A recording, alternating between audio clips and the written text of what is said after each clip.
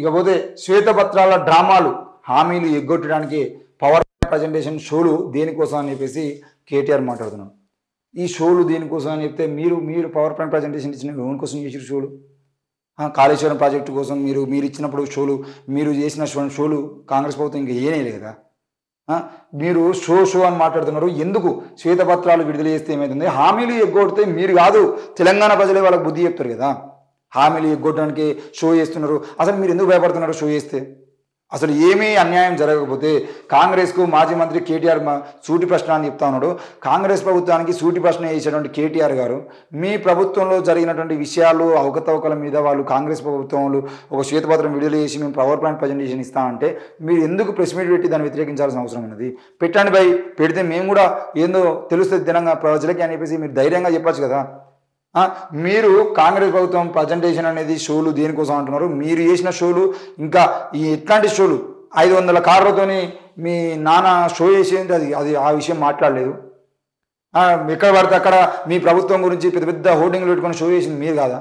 లక్షల కోట్ల రూపాయలు, వేల కోట్ల రూపాయలు ఇలా కేవలం అడ్వర్టైజ్మెంట్ల కోసం ఖర్చు చేసిన ప్రభుత్వం మీది కాదా? మరి మీరు మళ్ళీ షోల గురించి మాట్లాడడం ఏందా? ఎన్నికల్లో ఇచ్చిన హామీలను ఎగ్గొట్టేందుకే కాంగ్రెస్ శ్వేతపత్రాల డ్రామాలకు తెరలేపిందని బీఆర్ఎస్ వర్కింగ్ ప్రెసిడెంట్ మాజీ మంత్రి కేటీఆర్ విమర్శించారు. గ్యారంటీలను గాలికి వదిలేసి శ్వేతపత్రాలతో గారడీ చేస్తామంటే కుదరదని హెచ్చరించారు. ఈ మేరకు ఆయన మంగళవారం ఒక ప్రకటన విడుదల చేశారు. శ్వేతపత్రాలతో గారడీ చేస్తామంటే కుదరదని హెచ్చరించారంటే ఏం చెప్తారు మీరు? కుదరకపోతే మీరు ఏం చెప్తారు? కుదరకపోతే మీరు అసలు తెలంగాణ ప్రజలకు మీరు ఏం చేసిరో చెప్పు రే అంటే మీరు చేసింది చెప్పకుండా కాంగ్రెస్ ప్రభుత్వం వచ్చిన 10 రోజులకి మీరు వాళ్ళని విమర్శిస్తూ ఉన్నారు. గ్యారంటీలను అమలు చేయకుండా మీరు ఏమో కథలు పడుతున్నారు. గ్యారంటీలు ఒక్కొక్కటి అమలు చేస్తామని చెప్తున్నారు కదా. మీరు ఎన్ని అమలు చేశారు? తెలంగాణ ప్రభుత్వంలో 2 సార్లు మీరు బీఆర్ఎస్ ప్రభుత్వం అమల్లోకి వచ్చినప్పుడు, బీఆర్ఎస్ ప్రభుత్వం మీరు ముఖ్యమంత్రిగా పదవి తీసుకున్నప్పుడు ఏ రోజు ఎన్ని పథకాలు అమలు చేశారు మీరు చెప్తారా? అసలు నిరుద్యోగ వృత్తి గురించి మీరు మాట్లాడారు కదా. మీ నిరుద్యోగ వృత్తి 2018 ఎన్నికల్లో మీ యొక్క మేనిఫెస్టోలో ఉన్నాయి కదా. మరి ఆ మేనిఫెస్టోలో 5 సంవత్సరాల్లో మీరు ఎంతమంది నిరుద్యోగ వృత్తి ఇచ్చారో చెప్పగలుగుతారా? డబుల్ బెడ్రూమ్ ఇల్లు, అసలు మీ మేనిఫెస్టోలో ఉన్నటువంటి వాటిలో ఎన్ని మేనిఫెస్టోలో మీరు అమలు చేసిరో మీరు చూపించగలుగుతారా? మీ ముచ్చట చెప్పకుండా మీరు 9 రోజులు 10 రోజులనే అమలు చేయాలి. ఏమైంది? అమలు ఎత్తలేరు. 15 రోజులు అయితే అమలు ఎత్తలేరని చెప్పేశారు. అసలు 15 రోజులలో మీరు కనబడ్డరా? గుడిలో పండు తిరుగుడు అయింది మీ అయ్యా. ముఖ్యంగా ముఖ్యమంత్రిగా ప్రమాణ స్వీకారం చేసిన తర్వాత ఆ ఫామ్ హౌస్లో 10 రోజులు పండుకున్నాడు అవసరం అయితే. మరి ఆయన గురించి ఆనాడు మాట్లాడలేదు. ఈరోజు మళ్ళీ ఏం కుదరదు, అసలే మేము చూసుకుంటూ కూర్చోమంటే చూసుకోకుండా కూర్చొని రోడ్ల మీద ధర్నా ఎత్తురు కావచ్చు. చేయండి. కాంగ్రెస్ ప్రభుత్వాన్ని మెచ్చుకునే పరిస్థితి మేము ఏం చేయట్లేదు. కాంగ్రెస్ ప్రభుత్వం తప్పకుండా ఒక గ్యారంటీ వెనకాల ఒక గ్యారంటీ అమలు చేస్తామంటుంది. సంక్రాంతి లోపు కొన్ని, ఉగాది లోపు కొన్ని అని చెప్పేసి వాళ్ళు ప్లాన్ ప్రకారంగా పోతున్నారు. 6 నెలల లోపు కనుక వాళ్ళు అమలు చేయకపోతే 6 నెలల తర్వాత తెలంగాణలో ప్రజల పరిస్థితి ఎట్లా ఉంటుంది, ఎట్లా వ్యతిరేకత వస్తుంది? వాళ్ళని అవసరమైతే మళ్ళీ గ్రామాల్లోకి పోతే ఈరోజు మీ ఎమ్మెల్యేలు ప్రచారం కోసం పోతే ఏ విధంగా అయితే దాడులు చేసారో, ఏ విధంగా అయితే మొత్తం నిరసన తెలిపారో ఆ విధంగా 6 నెలల లోపే కాంగ్రెస్ ప్రభుత్వానికి నిరసన వస్తుంది. అది కూడా చూసుకోవాల్సిన బాధ్యత వాళ్ళకు ఉన్నది. మరి అట్లాంటి విషయంలో మీరు ఇప్పుడు విమర్శిస్తూ ఏమైంది ముచ్చట, మీరు గట్లా మాట్లాడితే కుదరదు అని చెప్పేసి మాట్లాడితే ఇట్లా అధికారంలోకి రాగానే శ్వేతపత్రాల సాకుతో జనాల్ని మభ్యపెడతారా అని ప్రశ్నించారు. గద్దెనెక్కిన తర్వాత వాగ్దానాలు గంగలో కలపడానికి కాంగ్రెస్ రంగం సిద్ధం చేసిందని దుయ్యబట్టారు. అసెంబ్లీలో పవర్ పాయింట్ ప్రజెంటేషన్ షోలు దేనికని నిలదీశారు. ఎన్నికలప్పుడు అరచేతిలో వైకుంఠం చూపి పీఠం ఎక్కగానే జనానికి మొండి చేయి చూపిస్తున్నారని విమర్శించారు. 9.5 ఏళ్ల తమ ప్రభుత్వ ప్రగతి ప్రస్థానం అనేది తెలంగాణ ప్రజల ముందు తెరిచిన పుస్తకం అని కేటీఆర్ పేర్కొన్నారు.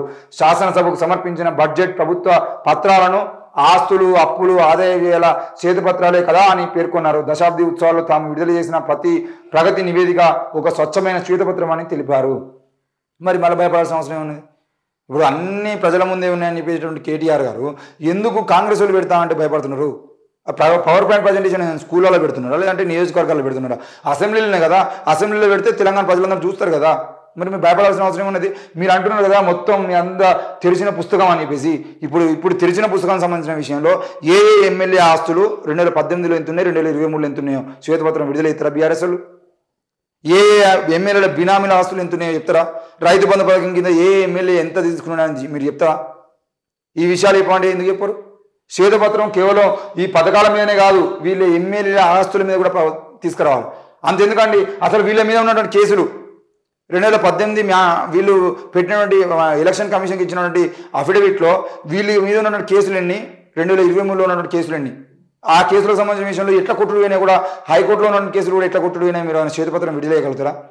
కేసీఆర్ గారు ఒక్కసారి కూడా కోర్టుకు హాజరైన పరిస్థితి లేదు. మరి అట్లాంటి కోర్టుకే హాజరు కానటువంటి ముఖ్యమంత్రి గారి మీద కేసులు ఎట్లా కొట్టివేయబడ్డాయి? హరీష్ రావు గారి మీద కేసులు ఎట్లా కొట్టివేయబడ్డాయి? అవన్నిటి మీద శ్వేతపత్రం విడుదల చేస్తారా?